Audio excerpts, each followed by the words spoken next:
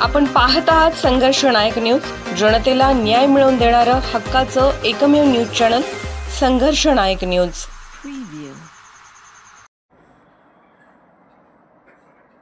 विरोधकांच्या टीकेला मी कामातून उत्तर देणारा माणूस आमदार यड्रावकर।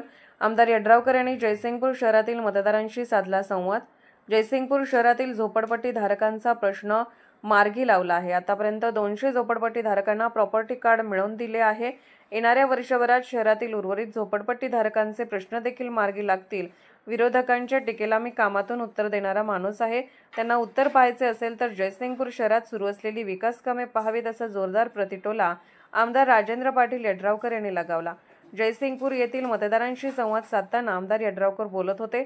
शहराच्या विकासाबाबत मांडणी करताना त्यांनी महत्त्वपूर्ण विकास कामांची माहिती दिली। शहरातील झोपडपट्टी भागातील नागरिकांनी वर्षानुवर्षे असलेली अडचण आम्ही प्राधान्याने सोडवली आहे। 200 झोपडपट्टी धारकांना प्रॉपर्टी कार्ड मिळवून दिल्यानंतर आता उर्वरित झोपडपट्टी धारकांनाही पुढील वर्षभरात त्यांच्या हक्काचे प्रॉपर्टी कार्ड आम्ही मिळवून देणार असल्याचे सांगितले।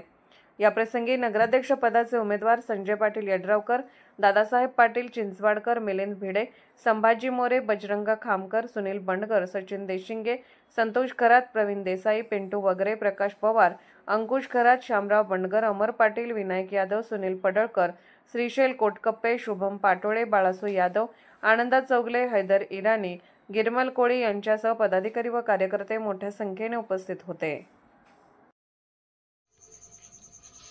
संघर्ष नायक न्यूज चॅनलला लाईक करा, शेअर करा आणि सबस्क्राइब करा।